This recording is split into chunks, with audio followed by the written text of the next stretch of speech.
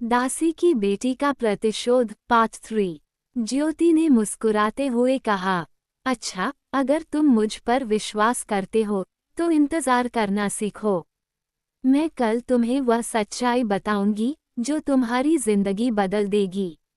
लेकिन अभी हमें पढ़ाई पर ध्यान देना चाहिए।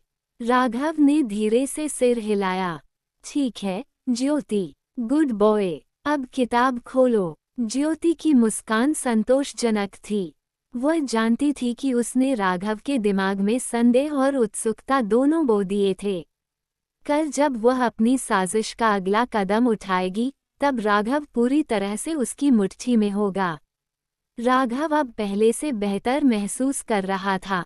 उसके अंदर आत्मविश्वास आने लगा था। जब ज्योति ने उसे गणित के सवाल हल करने के लिए कहा, तो उसने बिना हिचकिचाए आगे बढ़कर हल करने शुरू कर दिए। पहले जो सवाल उसे कठिन लगते थे, अब वे आसान लगने लगे थे। ज्योति शांत होकर उसे देख रही थी। उसकी योजना सफल हो रही थी। राघव को पढ़ाई में तेज बनाकर उसे पूरी तरह अपने नियंत्रण में रखना। वह चाहती थी कि राघव सिर्फ एक मशीन की तरह पढ़ाई करे, बिना किसी तर्क या सवाल के। राघव ने एक प्रश्न हल किया और फिर रुका। कुछ देर तक उसने सोचा, फिर ज्योति की तरफ देखा और कहा, ज्योति, ये जो गणित के सवाल हम हल कर रहे हैं, इनका असली दुनिया में क्या उपयोग है? उसके इस सवाल से ज्योति के चेहरे पर हल्की कठोरता आ गई। उसने अपनी किताब बंद की और राघव की ओर देखा। तुम्हें सवाल पूछने की जरूरत नहीं है, राघव। तुम्हारा काम सिर्फ सीखना है। राघव थोड़ा असहज हुआ, लेकिन अगर मैं ये समझ जाऊं कि यह असल जिंदगी में कैसे काम आता है, तो मुझे इसे याद करने में आसानी होगी। ज्योति ने ठंडी मुस्कान दी। राघव, तुमने अभी अभी कहा कि तुम सवाल हल कर पा रहे हो, है ना? हाँ, कर पा रहा हूँ। तो फिर सवाल पूछने की जरूरत क्या है? राघव चुप हो गया। ज्योति ने आगे कहा, तुम्हारा काम सवाल करना नहीं, सीखना है। दुनिया में बहुत सी चीजें बिना सोचे समझे माननी पड़ती हैं। मैं जो सिखा रही हूँ, वह तुम्हारे लिए जरूरी है, बस इतना जानना काफी है। राघव ने धीरे से सिर हिला दिया। अच्छा, अब आगे बढ़ो। अगला सवाल हल करो। राघव ने किताब की ओर देखा और फिर सवाल हल करने में लग गया। ज्योति ने संतोष की एक हल्की मुस्कान दी। वह जानती थी कि उसने राघव की तर्क करने की आदत को धीरे धीरे खत्म करना शुरू कर दिया है।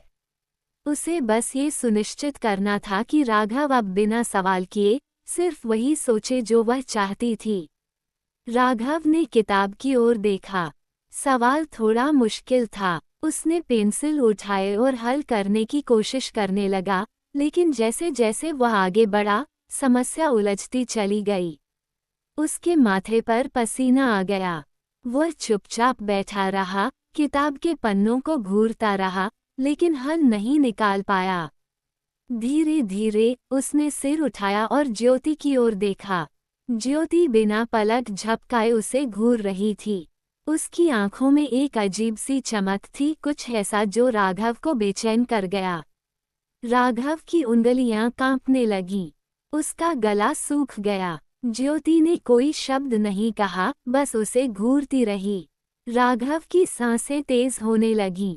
तभी अचानक, हा हा हा हा, ज्योति जोर से हंसने लगी। उसकी हंसी पूरे कमरे में गूंज उठी। यह कोई आम हंसी नहीं थी। इसमें कुछ रहस्यमय था, कुछ ऐसा जो राघव को और भी ज्यादा असहज कर रहा था।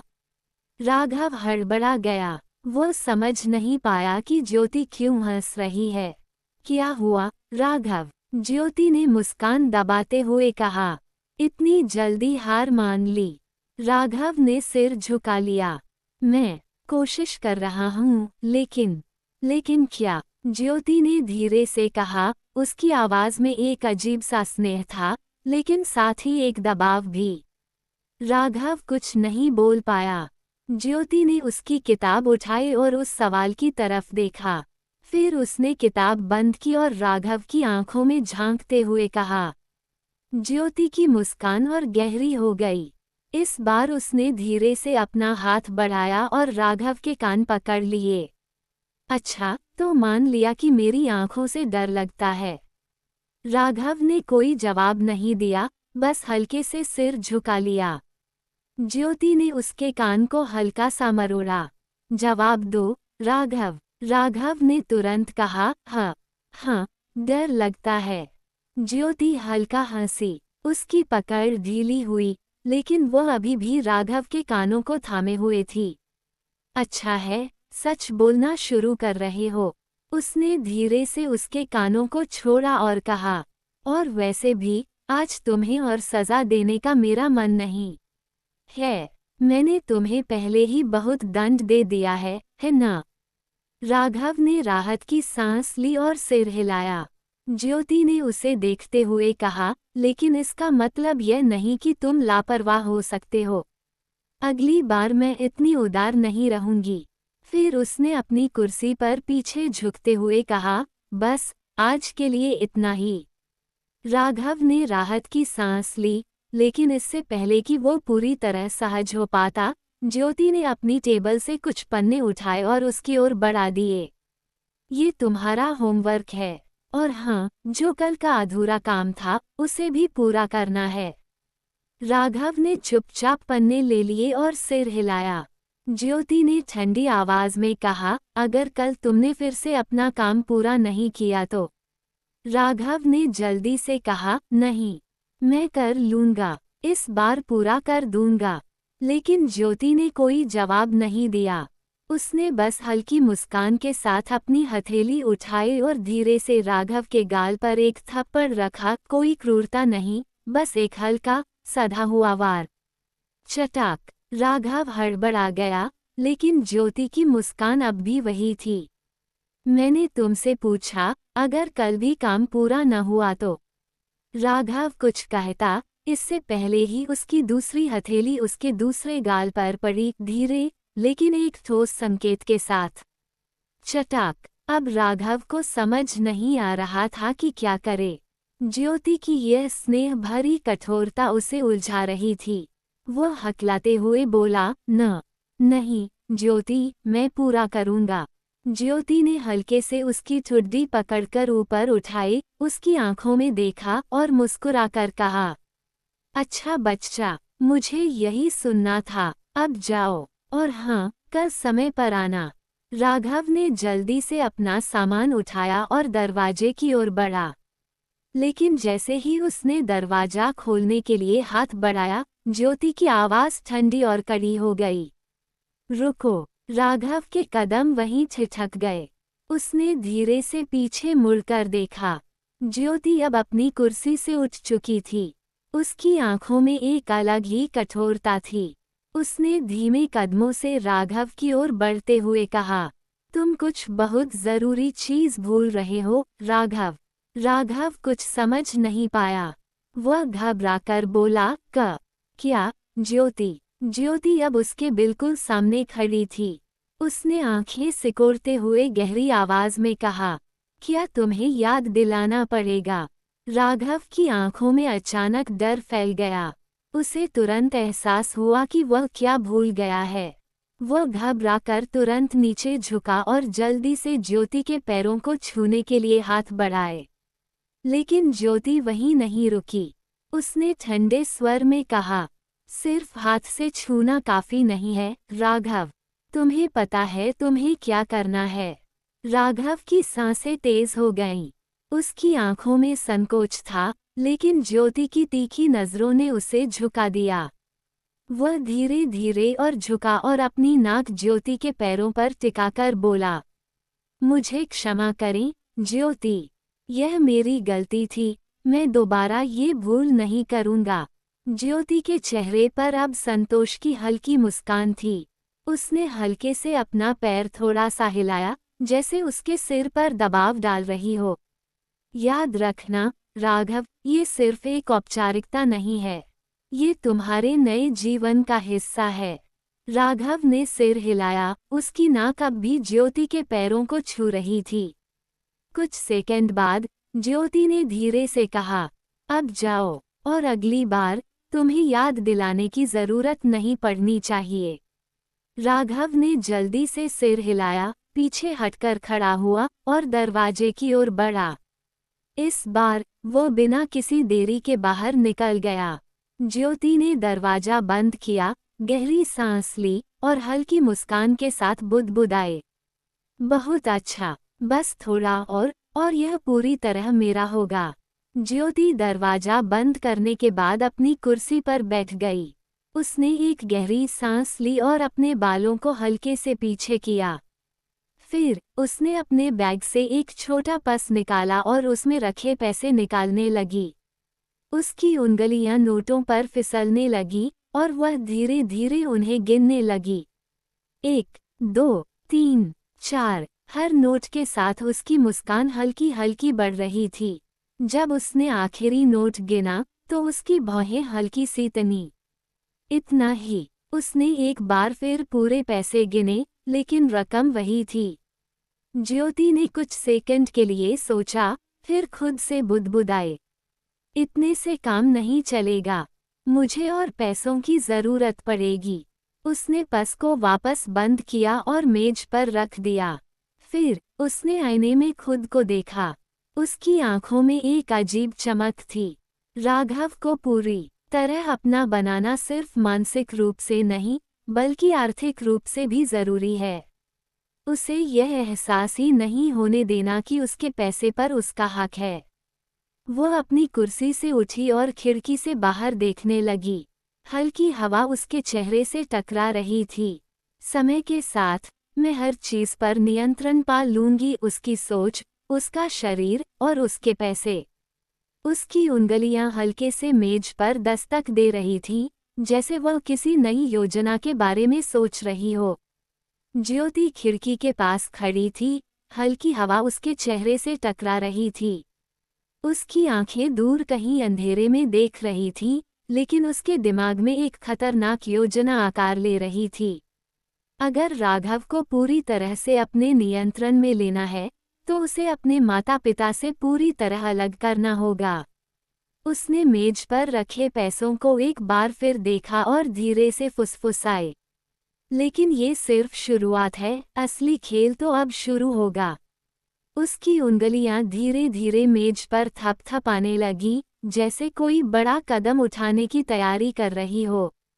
राघव को ये यकीन दिलाने के लिए कि उसके माता पिता असली नहीं हैं, मुझे पुख्ता सबूत दिखाने होंगे, नकली लेकिन पूरी तरह विश्वसनीय। उसने अपने फोन को उठाया और एक कॉपी और पेन लेकर बैठ गई। सबसे पहले एक नकली जन्म प्रमाण पत्र बनाना होगा, जिसमें राघव का असली नाम कुछ और लिखा होगा। उसने एक नाम सोचा और हल्की मुस्कान आई। राघव नहीं, बल्कि कुछ और, एक नया नाम जो उसे झकझोर दे। फिर उसने सोचा, एक पुरानी तस्वीर भी बनानी होगी, जिसमें किसी और को उसके असली माता पिता के रूप में दिखाया जाए। उसका दिमाग तेजी से काम कर रहा था। अगर मैं कुछ मेडिकल रिपोर्ट्स, हॉस्पिटल रिकॉर्ड्स या कोई पुरानी चिट्ठी भी बना लूं, तो राघव को शक नहीं होगा। उसने धीरे धीरे सिर हिलाया, उसकी मुस्कान अब और गहरी हो गई थी। कल जब मैं उसे ये सच बताऊंगी, तो उसे अपने माता पिता पर पूरा संदेह हो जाएगा, और फिर वह सिर्फ मुझ पर भरोसा करेगा। उसने अपनी किताबें बंद की और खुद को आईने में देखा। बस थोड़ी सी और मेहनत, और फिर राघव सिर्फ और सिर्फ मेरा होगा, मेरे नियंत्रण में, मेरी मर्जी के मुताबिक। वह आईने के सामने खड़ी होकर हल्के से हंसी, उसकी आंखों में एक अजीब चमक थी। उसके हाथों में पकड़ी पेन की नोक मेज पर दब गई। एक ठोस योजना की शुरुआत हो चुकी थी। ज्योति का योजना पर पहला कदम। शाम का समय था। घर में सन्नाटा पसरा हुआ था। ज्योति अपने कमरे में बैठी थी, आंखों में एक अलग ही चमक थी। राघव अब पूरी तरह से उसकी पकड़ में आने लगा था, लेकिन अभी भी एक अंतिम बाधा थी, उसके माता पिता। जब तक राघव अपने माता पिता से मानसिक रूप से दूर नहीं होता, तब तक वह पूरी तरह से उस पर नियंत्रण नहीं पा सकती थी। अब समय आ गया है, उसे यह विश्वास दिलाने का कि उसके माता पिता असली नहीं हैं। उसने धीरे से दराज खोला और अंदर से एक लिफाफा निकाला जिसमें पहले से रखे कुछ पैसे थे। लेकिन ये पर्याप्त नहीं थे। नकली दस्तावेज बनवाने के लिए और अधिक पैसे चाहिए थे। उसने अपने बैग से कुछ और पैसे निकाले जो उसने पिछले कुछ महीनों में बचाए थे। ये पर्याप्त होना चाहिए, उसने खुद से कहा। वो खड़ी हुई और शीशे में खुद को देखा। हल्की मुस्कान उसके चेहरे पर फैल गई। राघव, तुम सोच भी नहीं सकते कि तुम्हारे साथ क्या होने वाला है। ज्योति ने अपना दुपट्टा ठीक किया और दरवाजे की ओर बढ़ी। घर में कोई नहीं था। उसकी माँ आज काम पर गई थी और पिता भी बाहर थे। उसने एक बार इधर उधर देखा और फिर दरवाजा खोला। सड़क पर हल्की भीड़ थी, लेकिन ज्योति तेज कदमों से चलने लगी। उसकी मंजिल अजय का घर था, उसका पुराना दोस्त जो नकली कागजात बनाने में माहिर था। अजय से मुलाकात। करीब 15 मिनट के सफ़र के बाद ज्योति अजय के घर पहुंची। यह एक पुरानी इमारत थी जहां अजय अपने छोटे से कमरे में काम करता था। उसने दरवाजे पर दस्तक दी। कुछ सेकंड बाद दरवाजा खुला और अजय उसे देखकर मुस्कुराया। अरे ज्योति, इतने दिनों बाद याद किया। चलो अंदर आओ। ज्योति बिना कुछ बोले अंदर आ गई। कमरे में पुरानी फाइलें, कागजात और कंप्यूटर रखे थे। बताओ, क्या काम है? ज्योति ने अपने बैग से पैसे निकाले और टेबल पर रख दिए। मुझे कुछ नकली दस्तावेज चाहिए। एक नकली जन्म प्रमाण पत्र, हॉस्पिटल की रिपोर्ट्स और अगर संभव हो तो एक पुरानी तस्वीर जिसमें अलग माता पिता दिखाए जाएं। अजय थोड़ा चौंक गया। इतना बड़ा काम, ये सब क्यों चाहिए? ज्योति ने मुस्कुराते हुए कहा, ये तुम्हारे जानने की जरूरत नहीं। बस ये समझ लो कि यह मेरे लिए बहुत ज़रूरी है और मुझे इसमें कोई गलती नहीं चाहिए। अजय ने पैसों को उठाया और गिनने लगा। देखो, काम मुश्किल है, लेकिन हो जाएगा। इसमें कम से कम 1 हफ्ता लगेगा। ज्योति ने सिर हिलाया। मुझे जल्दी चाहिए, लेकिन हर चीज़ असली लगनी चाहिए। अजय ने एक पल सोचा और फिर मुस्कुरा दिया। ठीक है, तुमने जब भी काम दिया है, मैंने कभी गलती नहीं की। 1 हफ्ते में तुम्हारे कागज तैयार हो जाएंगे। ज्योति संतुष्ट होकर खड़ी हो गई। ठीक है, मैं 7 दिन बाद आऊंगी। लेकिन अगर इसमें ज़रा भी गड़बड़ हुई, तो याद रखना, मैं माफ़ नहीं करूंगी। अजय ने सिर हिलाया। तुम चिंता मत करो, तुम्हारा काम पक्का हो जाएगा। ज्योति वहां से निकलकर सीधे घर की ओर बढ़ने लगी। रास्ते में वह खुद से बातें कर रही थी। 1 हफ्ते बाद जब ये सब दस्तावेज मेरे हाथ में होंगे, तब राघव पूरी तरह से मेरे नियंत्रण में होगा। एक बार उसे यकीन दिला दिया कि उसके माता पिता असली नहीं हैं, तो वह खुद ही उनसे दूर हो जाएगा। उसकी आंखों में एक अजीब सी चमक थी। राघव, अब तुम्हारी पूरी जिंदगी मेरी मुट्ठी में होगी। थोड़ी देर बाद वह घर पहुंची और अंदर जाकर दरवाजा बंद कर लिया। अब बस इंतजार था अगले हफ्ते का। राघव धीमे कदमों से घर की ओर बढ़ रहा था। उसका मन भारी था, शरीर में हल्का दर्द था और चेहरे पर ज्योति की दी गई थप्पड़ों की जलन अभी भी बाकी थी। उसकी हथेलियां भी लाल थीं, जहां आज ज्योति की छड़ी ने कई बार प्रहार किया था। ज्योति कह रही थी कि वो कल मुझे मेरे माता पिता के बारे में कोई सच बताएंगी। लेकिन ऐसा क्या हो सकता है जो मुझे नहीं पता? उसके दिमाग में ज्योति की आंखों की छवि बार बार घूम रही थी। जब उसने गणित का सवाल गलत किया था, तब ज्योति की आंखों में जो क्रूर चमक थी, वह राघव को अब भी डरा रही थी। अपना हाथ आगे करो। राघव को ज्योति की कड़कती आवाज याद आई।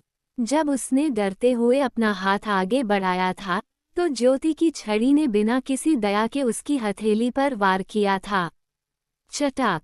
दर्द से उसकी आंखों में पानी आ गया था, लेकिन ज्योति नहीं रुकी। बार बार गलतियां करोगे तो तुम्हें सिखाने का और भी सख्त तरीका अपनाना पड़ेगा। फिर उसने राघव का चेहरा ऊपर उठाया और उसकी आंखों में गहराई से देखा। मेरी आंखों में देखो। राघव ने जैसे ही नजरें उठाईं, ज्योति की आंखों में एक अजीब सा आतंक था। वह सहम गया। डर लग रहा है। नहीं, झूठ मत बोलो। और फिर थप्पड़, एक जोरदार थप्पड़ उसके गाल पर पड़ा। दर्द की लहर उसके चेहरे से होते हुए पूरे शरीर में दौड़ गई। अब बताओ, डर लग रहा है? राघव की आंखों में आंसू आ गए। उसने धीरे से सिर झुका लिया। हाँ, घर पहुंचते पहुंचते शाम हो चुकी थी। वह दरवाज़ा खोलकर अंदर आया, लेकिन उसकी आंखों में एक अलग ही उलझन थी। चेहरे की जलन अब भी बनी हुई थी। आ गए बेटा, आज स्कूल में कैसा रहा? उसकी माँ ने पूछा। राघव ठहर गया। उसे माँ की आवाज़ में एक अजीब सी दूरी महसूस हुई। क्या वाकई ये लोग उससे सच्चा प्यार करते हैं, या फिर ये सब सिर्फ एक दिखावा है? उसने हल्की आवाज़ में जवाब दिया, ठीक था। फिर बिना कुछ और कहे वह अपने कमरे में चला गया।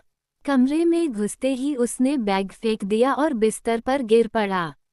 उसकी हथेलियों में अब भी हल्की जलन थी और चेहरे पर ज्योति के थप्पड़ों का असर महसूस हो रहा था। उसका दिमाग बार बार ज्योति की बातों को दोहरा रहा था। राघव, मैं ही तुम्हारे लिए सबसे ज़रूरी हूँ। तुम्हारे माता पिता सिर्फ तुम्हें इस्तेमाल कर रहे हैं। मैं तुम्हें कल एक सच्चाई बताऊंगी, जिससे तुम्हारी आंखें खुल जाएंगी। क्या ये सच था? क्या माता पिता ने उससे कुछ छिपाया था? वह अतीत की यादों में खोने लगा। उसे अपने बचपन के कुछ वाकये याद आए, जब माता पिता ने उसकी बातों को नज़रअंदाज किया था, जब उसे सख्ती से डांटा गया था, जब उसे समझ नहीं आया था कि वे इतने कठोर क्यों हैं। पर एक बात पक्की थी, आज ज्योति की पढ़ाई ने उसमें आत्मविश्वास बढ़ाया था। वह अब गणित के सवाल हल करने लगा था, विषयों को समझने लगा था। लेकिन क्यों? क्या सिर्फ इसलिए कि ज्योति अच्छी टीचर थी, या फिर क्योंकि उसने उस पर इतना नियंत्रण जमा लिया था कि वह डर के मारे भी अच्छा करने लगा? क्या मुझे सच में उससे डरना चाहिए, या फिर उसे मानना चाहिए? राघव को अब सुबह का इंतजार था। उसे यह जानना था कि ज्योति कौन सा सच बताने वाली थी। और यह सोचते सोचते वह नींद की गहराइयों में चला गया। राघव की माँ की चिंता। कुछ समय बाद राघव की माँ ने उसे खाने के लिए आवाज़ दी। राघव, बेटा, खाना खा लो। राघव अपनी उलझनों में इतना खोया हुआ था कि उसे पता ही नहीं चला कि रात हो चुकी थी। उसकी माँ फिर से आवाज़ देती हैं। राघव, वह चौंक कर उठता है और धीरे धीरे कमरे से बाहर आता है। जैसे ही वह डाइनिंग टेबल के पास पहुंचता है, उसकी माँ का ध्यान उसके चेहरे पर जाता है। अरे, ये तुम्हारा चेहरा इतना लाल क्यों लग रहा है? राघव ठहर गया। उसे समझ नहीं आया कि क्या जवाब दे। उसकी माँ की आंखों में चिंता झलक रही थी। बेटा, क्या हुआ? किसी ने मारा तुम्हें? राघव तुरंत सिर झुका लेता है। उसके गाल अब भी हल्के हल्के जल रहे थे। उसे ज्योति के थप्पड़ों की याद आ गई। थप्पड़? झूठ मत बोलो, राघव। डर लग रहा है। वह घबरा गया। उसने माँ की आंखों में देखा और तुरंत नजरें फेर लीं। नहीं माँ, कुछ नहीं हुआ। बस थोड़ा धूप में ज्यादा घूम लिया था। माँ का चेहरा गंभीर हो गया। वह उसकी आंखों में झांकने लगी। सच बता बेटा, कहीं स्कूल में किसी ने कुछ किया तो नहीं? राघव को लगा कि उसकी माँ के सवालों का सिलसिला कहीं ज्योति तक न पहुँच जाए। अगर उन्होंने ज्यादा पूछताछ की और उसे जबरदस्ती सच उगलवाने की कोशिश की तो क्या होगा? नहीं माँ, कुछ भी नहीं हुआ। बस हल्की थकान है। उसने जबरदस्ती मुस्कुराने की कोशिश की, लेकिन उसकी माँ के चेहरे पर अब भी चिंता थी। ठीक है, लेकिन अगर कुछ भी परेशानी हो तो बताना जरूर। राघव ने सिर हिला दिया और चुपचाप खाना खाने लगा। लेकिन उसके मन में हलचल बढ़ गई थी। अगर माँ को शक हो गया, तो वो और पूछताछ करेगी। कहीं ये सच सामने ना आ जाए कि मैं ज्योति से ट्यूशन लेता हूँ। और अगर माँ पापा को पता चला तो क्या होगा। राघव की भूख मर चुकी थी। उसने जल्दी जल्दी खाना खत्म किया और कहा, माँ, मुझे नींद आ रही है, मैं सोने जा रहा हूँ। माँ ने प्यार से उसके सिर पर हाथ फेरा और कहा, ठीक है बेटा, आराम करो, लेकिन अगर तबीयत खराब लगे तो मुझे बताना। राघव ने सिर झुकाकर हामी भरी और अपने कमरे की तरफ बढ़ गया। कमरे में अकेले, डर और असमंजस। जैसे ही वह कमरे में पहुंचा, दरवाजा बंद किया और बिस्तर पर गिर पड़ा। उसकी सांसें तेज थीं। क्या होगा अगर माँ ने मेरी आंखों में कुछ देख लिया? क्या होगा अगर वो ज्यादा पूछताछ करने लगी? राघव के मन में ज्योति की बातें गूंज रही थीं। कल मैं तुम्हें तुम्हारे माता पिता की सच्चाई बताऊंगी। उसका दिमाग उथल पुथल में था। वह ज्योति की कही बातों को और माँ की चिंता भरी आंखों को याद कर रहा था। अगर माँ सच बोल रही हैं, तो ज्योति झूठ क्यों बोलेगी? लेकिन फिर उसे ज्योति के सख्त चेहरे की याद आई, उसकी आंखों की वो गहरी पकड़, वो आत्मविश्वास जिससे उसने कहा था, मैं ही तुम्हारे लिए सबसे जरूरी हूँ राघव, कोई और नहीं। राघव उलझन में था। वो ये नहीं समझ पा रहा था कि किस पर विश्वास करे। आखिरकार उसने गहरी सांस ली और खुद को समझाने की कोशिश की। कल सब पता चल जाएगा, बस कल का इंतजार करता हूँ। राघव बिस्तर पर लेटा, लेकिन उसकी आंखों से नींद कोसों दूर थी। सिर में कई सवाल घूम रहे थे। कल ज्योति क्या बताने वाली है? माँ की चिंता भरी आंखें और ज्योति की सख्त निगाहें दोनों उसके दिमाग में टकरा रही थीं। वो करवट बदल ही रहा था कि अचानक उसे याद आया होमवर्क। उसका दिल जोर से धड़कने लगा।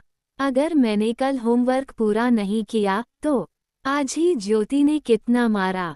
और कल राघव के हाथ अनायास ही अपनी हथेलियों को सहलाने लगे, जहां आज ज्योति की छड़ी के निशान थे। उसे याद आया कैसे हर जवाब के बाद उसकी छड़ी उठती और फिर चटाक, वो एक झटके से उठकर बैठ गया। ठंडे पसीने से भीग चुका था। मुझे होमवर्क पूरा करना होगा। उसने जल्दी से अपना बैग खोला, किताबें निकाली और पढ़ाई में जुट गया। डर उसके ऊपर पूरी तरह हावी था, लेकिन इस डर ने उसे पहले से ज्यादा ध्यान लगाने पर मजबूर कर दिया। इस बार वो किसी भी हालत में गलतियां नहीं करना चाहता था।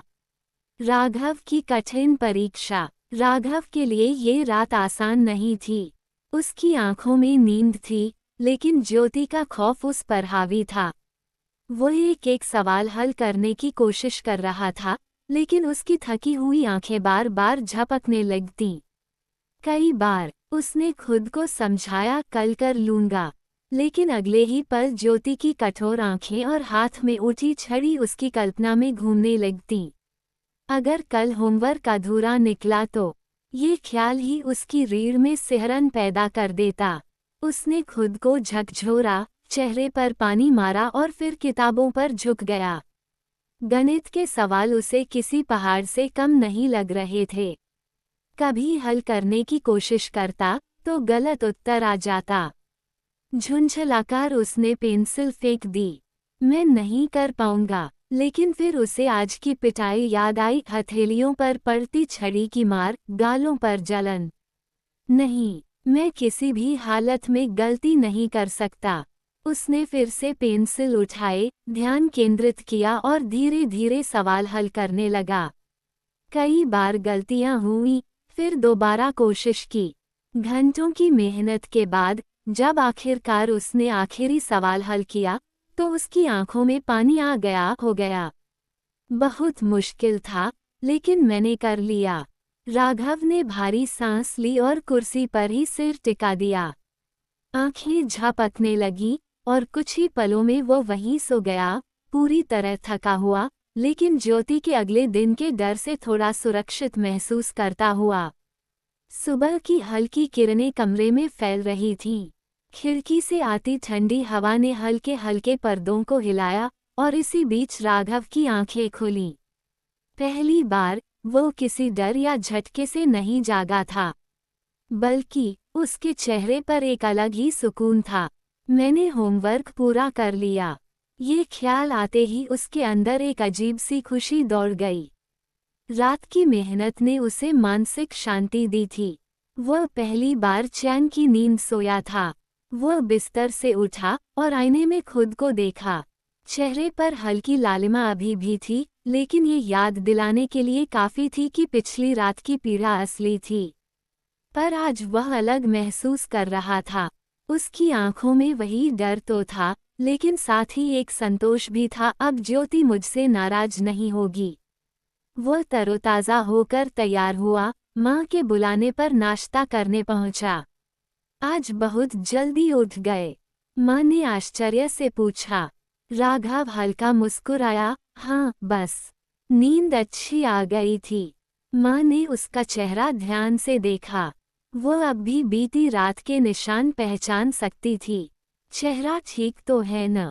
कहीं कुछ हुआ तो नहीं? राघव ने जल्दी से सिर हिलाया, नहीं माँ, सब ठीक है। लेकिन उसके मन में कुछ और ही चल रहा था। आज जब मैं ज्योति से मिलूंगा, तो शायद वह पहली बार मुझसे खुश होगी। उसके कदम हल्के हो गए। आज पहली बार वह खुद को कुछ मजबूत महसूस कर रहा था। ज्योति की सुबह की किरणें जैसे ही कमरे में फैली, ज्योति पहले ही उठ चुकी थी। आज उसकी आंखों में एक अलग ही चमक थी। वह अपने कमरे से बाहर निकली और सीधा रसोई में चली गई। गैस जलाते हुए उसने अपने बालों को एक सटीक ढंग से पीछे किया और काम में लग गई। आज का दिन खास है। मुझे अपने अगले कदम की तैयारी करनी है, उसने खुद से कहा। तेजी से उसने नाश्ता बनाना शुरू किया। पराठे तवे पर सिक रहे थे, चाय उबल रही थी और साथ ही उसकी आंखों में एक गहरी योजना चल रही थी। राघव को धीरे धीरे पूरी तरह से अपने नियंत्रण में लेना है, और उसके लिए पहले उसे मानसिक रूप से अलग थलग करना होगा।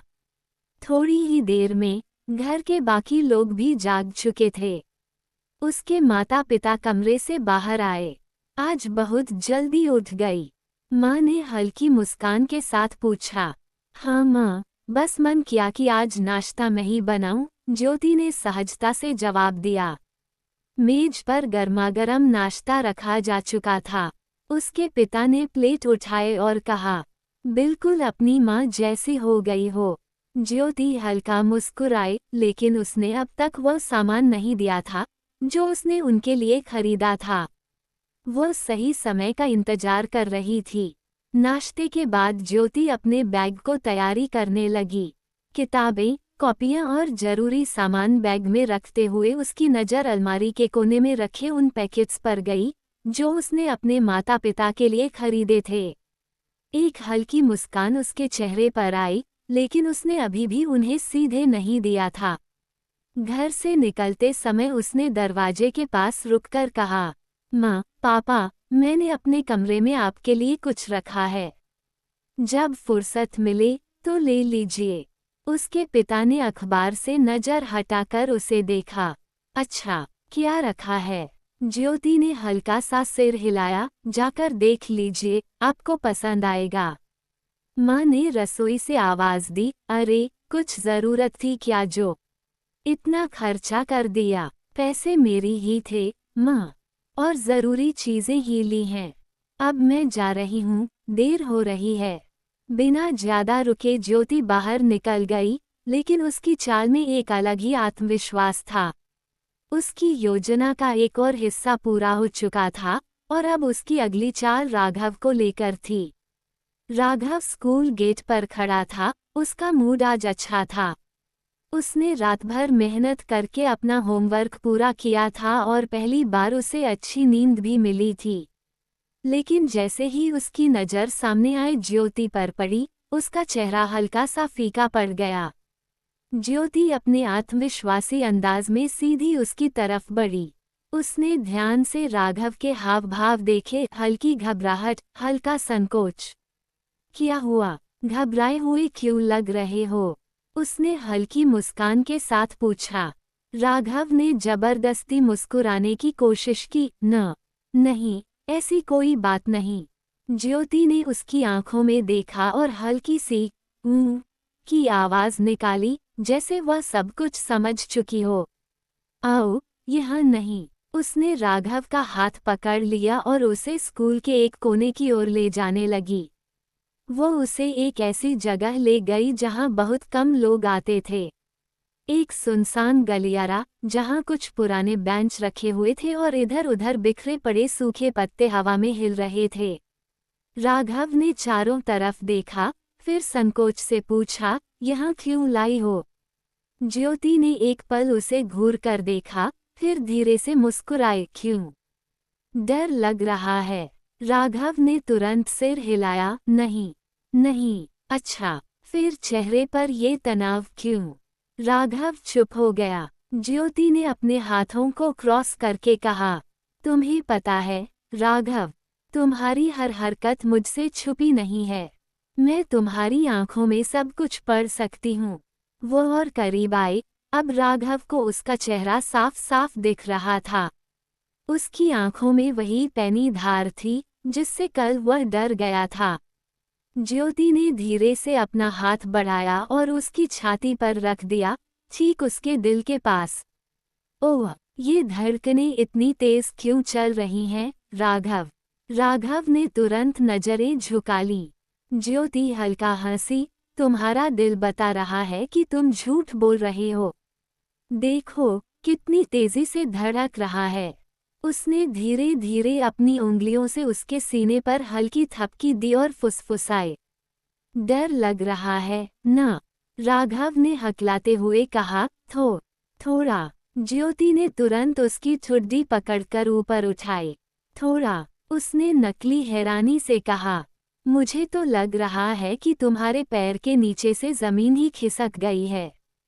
फिर उसने अपनी उंगलियों से उसकी कलाई पकड़ ली और उसकी नब्ज टटोलने लगी। ओह, तुम्हारी नब्ज भी दौड़ रही है। क्या मैं सच में इतनी डरावनी हूँ? राघव ने चुपचाप सिर हिलाया। नहीं, ऐसा नहीं है।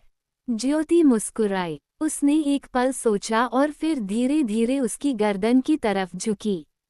अगर मैं तुम्हारी गर्दन पर हल्के से दबाव डाल दूं तो तुम्हारी धड़कन और तेज हो जाएगी, क्या तुम जानते हो? राघव की सांस अटक गई। उसने खुद को पीछे हटाने की कोशिश की, लेकिन ज्योति ने तुरंत उसकी कलाई कसकर पकड़ ली। अरे, भागने की कोशिश मत करो। मैं बस तुम्हारी बॉडी को पढ़ रही हूँ। तुम्हारी धड़कन, तुम्हारी सांसें, तुम्हारी आंखों की हलचल, ये सब मुझे बता रहे हैं कि तुम मुझसे कितना डरते हो। उसने हल्के से उसकी गर्दन को छुआ और धीरे धीरे अपने नाखूनों से वहां लकीर खींची। अब सच सच बताओ, राघव, तुम मुझसे डरते हो या नहीं? राघव की आवाज कांप रही थी। हाँ। ज्योति ने संतोष से सिर हिलाया। बहुत अच्छे। सच बोलना शुरू कर रहे हो। फिर उसने अचानक अपनी उंगलियों से उसकी धड़कती छाती पर एक हल्का थप्पड़ मारा और बोली, लेकिन चिंता मत करो, मैं तुम्हें इस डर से मुक्त कर दूंगी। राघव राहत की सांस लेने ही वाला था कि ज्योति ने अचानक उसका हाथ पकड़ लिया और उसकी हथेली को अपनी हथेली पर रखकर उसकी नब्ज फिर से टटोलने लगी। अब भी तेज धड़क रहा है। उसने मुस्कुराते हुए कहा, लगता है तुम्हें और टेस्ट करने की जरूरत है। वह अचानक जोर से हंसी, एक ऐसी हंसी जिसमें शरारत और डर दोनों थे। राघव के चेहरे पर बेचैनी साफ दिख रही थी। ज्योति को ये सब देखकर और भी मजा आ रहा था। उसने हल्की मुस्कान के साथ उसकी पीठ पर एक हल्का थप्पड़ मारा और बोली। राघव चुपचाप सिर झुकाकर उसके साथ चल पड़ा, लेकिन उसके दिल की धड़कन अब भी तेज थी।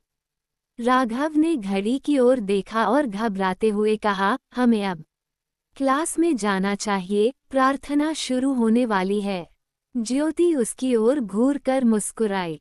उसकी मुस्कान में शरारत थी, लेकिन साथ ही एक अजीब सा रौब भी। आज प्रार्थना मुझसे होगी। राघव चौंक गया। किया। ज्योति ने धीरे धीरे उसके कंधे पर हाथ रखा और ठंडी आवाज में बोली, तुम हर दिन भगवान के आगे सिर झुकाते हो, लेकिन असली आशीर्वाद तुम्हें मुझसे मिल सकता है। राघव ने हिचकिचाते हुए कहा, लेकिन प्रार्थना तो। ज्योति ने हल्के से उसकी ठुड्डी पकड़कर ऊपर उठाए और गहरी आवाज में कहा, अब से तुम्हारी भक्ति का केंद्र मैं हूँ। आज से तुम्हारी प्रार्थना, तुम्हारा समर्पण सिर्फ मेरे लिए होगा। राघव का गला सूखने लगा। उसने हल्के से सिर झुकाया। अब अपने घुटनों पर बैठो और सिर झुकाकर प्रार्थना करो। राघव ने घबराकर इधर उधर देखा और धीमे स्वर में बोला, हमें किसी खाली कमरे में चलना चाहिए। यहाँ कोई देख सकता है। ज्योति ने एक गहरी मुस्कान के साथ उसकी ओर देखा। तो तुम्हें डर लग रहा है? राघव ने तुरंत सिर हिलाया, नहीं, बस अगर कोई देख लेगा तो सवाल करेगा।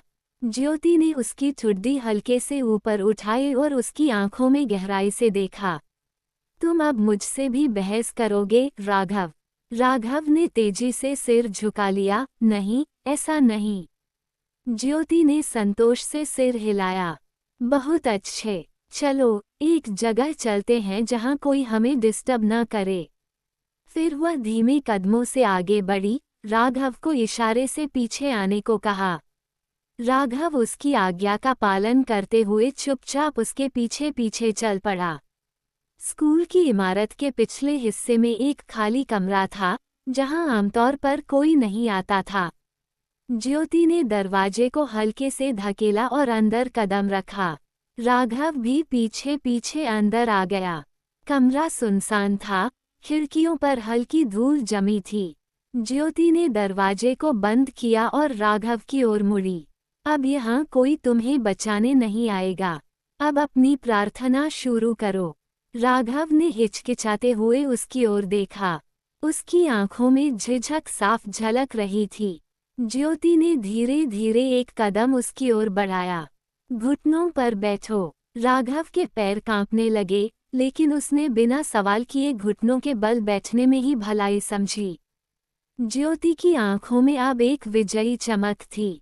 राघव घुटनों के बल बैठ तो गया, लेकिन उसका दिमाग पूरी तरह खाली था। उसने कभी सोचा भी नहीं था कि उसे इस तरह किसी के सामने प्रार्थना करनी पड़ेगी। उसकी आंखें झुकी हुई थीं और हाथ कांप रहे थे। कुछ पल की खामोशी के बाद उसने धीमे से कहा, मुझे नहीं पता क्या कहना चाहिए। ज्योति उसकी हालत देखकर मुस्कुराई। उसने धीरे से उसकी ठुड्डी ऊपर उठाई और उसकी आंखों में झांकते हुए कहा, तुम्हें सच में नहीं पता या डर के मारे भूल गए? राघव ने कुछ नहीं कहा। ज्योति ने हल्के से सिर हिलाया और ठंडी आवाज में बोली, ठीक है, मैं बताती हूँ। तुम ये कहोगे, हे ज्योति, मैं तुम्हारा दास हूँ। तुम्हारे बिना मेरा कोई अस्तित्व नहीं। तुम जो कहोगी वही मेरा धर्म होगा। मुझे अनुशासन में रखने के लिए मैं तुम्हारा आभारी हूँ। राघव की सांसें तेज हो गईं। उसके गले से कोई शब्द नहीं निकले। ज्योति ने हल्के से उसके गाल पर उंगलियां फेरी और फुसफुसाए, अब अपने हाथ जोड़ो। राघव ने झिझकते हुए दोनों हाथ जोड़ लिए। उसकी आंखें अभी भी झुकी हुई थीं और दिल जोर जोर से धड़क रहा था। बोलो, राघव, ये तुम्हारी पहली सच्ची प्रार्थना होगी। राघव ने कांपते हुए होंठ खोले, लेकिन शब्द अधूरे रह गए। हाँ, ये ज्योति, मैं। ज्योति ने तुरंत उसके गाल पर हल्की चपत लगाई। स्पष्ट और जोर से बोलो। राघव ने एक गहरी सांस ली और आंखें बंद कर लीं। फिर धीरे धीरे कांपती आवाज में उसने वही शब्द दोहराने शुरू किए जो ज्योति ने उसे सिखाए थे। हे ज्योति, मैं तुम्हारा दास हूँ। तुम्हारे बिना मेरा कोई अस्तित्व नहीं। ज्योति की मुस्कान और गहरी हो गई। उसने सिर ऊंचा किया और संतोष भरी नजरों से राघव को देखा, जैसे वो उसकी आत्मा पर पूरी तरह नियंत्रण पा चुकी हो। राघव के होंठ कांप रहे थे। वो नजरें झुकाए बैठा था, लेकिन ज्योति की आंखों की ठंडक उसकी पूरी आत्मा में उतर चुकी थी। बोलो, राघव, प्रार्थना अधूरी नहीं होनी चाहिए। उसने आंखें बंद की, गहरी सांस ली और कांपती आवाज में दोहराने लगा, हे ज्योति, मैं तुम्हारा दास हूँ। तुम्हारे बिना मेरा कोई अस्तित्व नहीं। तुम जो कहोगी वही मेरा धर्म होगा। मुझे अनुशासन में रखने के लिए मैं तुम्हारा आभारी हूँ। ज्योति ने सिर हिलाया, अभी अधूरी है, जारी रखो। राघव ने होंठ गीले किए और फिर बोलने लगा, तुम मेरी मार्गदर्शक हो, मेरी सच्ची गुरु। मैं जो कुछ भी हूँ तुम्हारी कृपा से हूँ। मेरे विचार, मेरे निर्णय, मेरा हर कदम तुम्हारी इच्छा के अनुसार होगा। ज्योति अब हल्के हल्के मुस्कुरा रही थी। अभी भी अधूरी है, और भावनाओं के साथ बोलो। उसने धीरे से उसके गाल पर थपकी दी। राघव की सांसें तेज हो गईं, लेकिन उसने और गहरी श्रद्धा से कहना शुरू किया, हे ज्योति, मैं अपने अहंकार को त्याग कर तुम्हारे चरणों में समर्पित करता हूँ। मेरा हर शब्द, हर कर्म अब तुम्हारी अनुमति से होगा। मैं जो भी सीखूंगा तुम्हारे लिए सीखूंगा। मैं जो भी बनूंगा तुम्हारी कृपा से बनूंगा। मेरी भक्ति अटल होगी, मेरी निष्ठा अडिग होगी। ज्योति की आंखों में संतोष था, लेकिन वह और चाहती थी। अभी भी अधूरी है, राघव। अपने समर्पण को और गहरा करो। राघव अब पूरी तरह उसके प्रभाव में था। उसकी आवाज में समर्पण और बढ़ गया, हे ज्योति, मैं तुम्हारे बिना अधूरा हूँ। मेरी सोच, मेरा निर्णय, मेरी भावनाएं सब तुम्हारे चरणों में समर्पित हैं। तुम्हारी आज्ञा मेरे लिए शाश्वत सत्य है। मैं अपने हृदय, अपने शरीर और अपनी आत्मा को तुम्हारी इच्छा के अनुसार ढालूंगा। मेरी नज़र में तुमसे ऊपर कोई नहीं, न माता पिता, न समाज, न संसार, सिर्फ तुम। अब ज्योति ने धीरे से सिर हिलाया। अब ये सही लगा, राघव। उसने हल्के से अपना पैर आगे बढ़ाया और मुस्कुराकर कहा, अब अपनी प्रार्थना को पूरा करो। राघव ने बिना कुछ सोचे अपने माथे को झुकाया और उसके चरणों को छू लिया, पूरी श्रद्धा और समर्पण के साथ। ज्योति ने हल्की मुस्कान के साथ अपने पैरों को आगे बढ़ाया और धीरे धीरे अपने काले स्कूल बूट्स राघव के झुके हुए सिर पर रख दिए। चमड़े के चमचमाते बूट्स का सख्त तलवा उसकी खोपड़ी पर दबाव बना रहा था। राघव की सांसें तेज हो गईं, लेकिन उसने कोई विरोध नहीं किया। राघव, आज से तुम मेरी छत्रछाया में हो। मैं तुम्हें अपनी कृपा से आशीर्वाद देती हूँ कि तुम्हारा जीवन मेरी इच्छाओं के अनुसार चले। उसके मजबूत स्कूल बूट्स अब मजबूती से उसके सिर पर टिके थे। राघव ने आंखें बंद कर ली, जैसे कोई ईश्वर का वरदान स्वीकार कर रहा हो। तुम्हारी बुद्धि केवल मेरे लिए कार्य करेगी। तुम्हारे विचार मेरे पैरों की धूल से भी नीचे होंगे। तुम जो भी सोचोगे उसमें मेरा नाम सबसे पहले होगा। तुम्हारे अंदर जो भी अहंकार था वह अब मेरे पैरों तले दब चुका है। फिर उसने धीरे धीरे अपने काले चमड़े के बूट्स राघव के सिर से हटाए और उसकी पीठ पर रख दिए। बूट्स का सख्त तलवा उसकी रीढ़ पर दबाव डाल रहा था। राघव की रीढ़ में सिहरन दौड़ गई, लेकिन उसने कोई हरकत नहीं की। तुम्हारी सहन शक्ति अब मेरी परीक्षा में खड़ी होगी। तुम्हारे शरीर पर जो बोझ पड़ेगा वह मेरी कृपा का प्रतीक होगा। उसने हल्के से अपने बूट्स को राघव की पीठ पर दबाया। तुम्हारा हर दिन मेरी सेवा और मेरे सम्मान में व्यतीत होगा। तुम्हारा हर कार्य मेरे आदेश के अनुसार होगा। तुम अब साधारण मनुष्य नहीं रहे, अब तुम मेरे इन पैरों की धूल हो, जो मेरी राहों को सुगम बनाने के लिए समर्पित है। राघव ने हल्की आवाज में कहा, मैं आपकी पैरों की धूल हूँ। ज्योति की मुस्कान और गहरी हो गई। बहुत अच्छा, राघव, ये तुम्हारे जीवन का सबसे बड़ा सत्य होगा। तुम्हारा अतीत मिट चुका है, तुम्हारा भविष्य अब मेरे पैरों के नीचे आकार लेगा। उसने आखिर में अपना पैर हटा लिया और संतोष से कहा, अब उठो और इस आशीर्वाद को अपने हृदय में संजो कर रखो। राघव ने झिझकते हुए सिर उठाया और धीमी आवाज में कहा, आपने कहा था कि आज आप मुझे मेरे माता पिता की सच्चाई बताएंगी, क्या आप अब बता सकती हैं? ज्योति ने एक पल के लिए उसे देखा, फिर हल्की मुस्कान के साथ बोली, अरे राघव, इतनी जल्दी क्यों?